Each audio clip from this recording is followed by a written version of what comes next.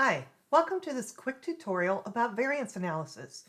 We are going to focus on variance analysis for direct materials and direct labor, but there are variances for variable and fixed manufacturing overhead too. We are just looking at direct materials and direct labor.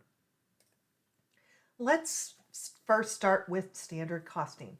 Standard costing involves the creation of standard or estimated costs rather than using actual costs for some or all activities within the manufacturing process or organization. Standards are developed before the beginning of the year.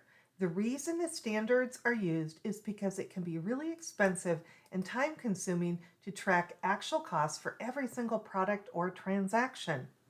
Also, even more importantly, actual costs may not be known until after the costs are needed for pricing or for preparing financial statements.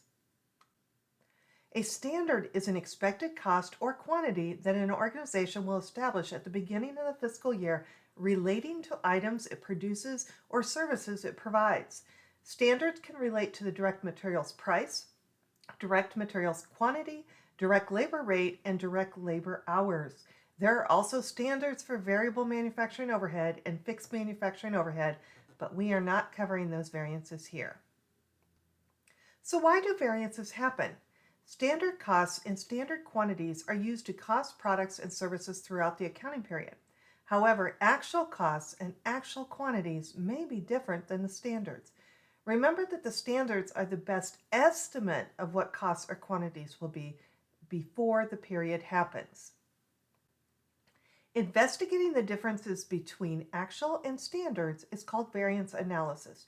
This process helps managers to make decisions about corrections or changes in processes needed. Let's look at the variance calculations for direct materials. There are two direct material variances, the direct materials price variance and the direct materials quantity variance. The direct materials price variance is calculated by taking the quantity of the actual price per unit of direct material less the standard price per unit of direct material, and then multiplying that quantity by the actual quantity of direct materials. Note that we are assuming that all direct materials are used as purchased and are ignoring situations where the actual quantity purchased is different from the actual quantity used.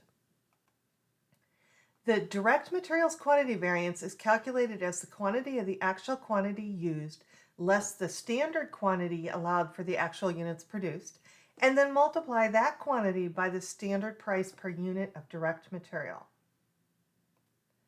Let's look at the direct materials price variance, or MPV, a little more closely. When we look at this variance, we are analyzing the items within the parentheses. In this case, we are comparing the actual price to the standard price. If the actual price is less than the standard price, the materials price variance will be favorable. It is favorable because we spent less than the standard or what we expected to pay. If the actual price ended up being greater than the standard price, the materials price variance will be unfavorable because we spent more than we expected. So why can actual prices differ from standard prices? There may be price increases or decreases due to inflation, shortages, or other market conditions. The actual price might differ from the standard if an inferior quality of material is purchased or if a higher quality, more expensive material is purchased. Now let's move on to the direct materials quantity variance. This variance focuses on the difference between the standard quantity and the actual quantity. If less material is used than the standard calls for, the materials quantity variance will be favorable. Conversely, if more materials are used than the standard allows, then the materials quantity variance will be unfavorable. So why can actual quantities differ from standard quantities for direct materials? Well, there can be spoilage or breakage or other damage to direct materials that cause more direct materials to be needed. This may be related, but if inferior quality goods, perhaps for a cheaper price, are purchased, more direct materials may be needed. Alternatively, using a higher quality material may mean that less direct materials can be used, but that is dependent on the product and the process. Worker efficiency or inefficiency can lead to direct material variances as well. Now let's move on to the direct labor variances. The first one is the direct labor rate variance. It is calculated as the quantity of the actual direct labor hourly rate less the standard direct labor hourly rate, then times the actual direct labor hours. The second one is the direct labor efficiency variance. It is calculated as the quantity of the actual direct labor hours less the standard direct labor hours, then times the standard direct labor hourly rate. Let's dive a little deeper into the direct labor variances now, starting with the direct labor rate variance, or the LRV. This variance focuses on the difference between the actual hourly rate and the standard hourly rate, the items within the parentheses. If the actual hourly rate is less than the standard hourly rate, then the labor rate variance will be favorable. A lower hourly rate was paid than was budgeted or expected. If the actual hourly rate is more than the standard hourly rate, then the labor rate variance is unfavorable because the labor rate was higher than was expected or budgeted.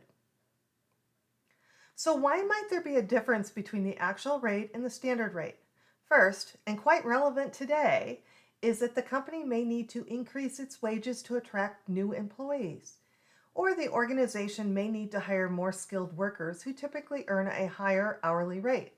Conversely, the company may decide to hire less skilled workers, or maybe workers worked overtime, which typically pays a higher rate than for the first 40 hours in a given week.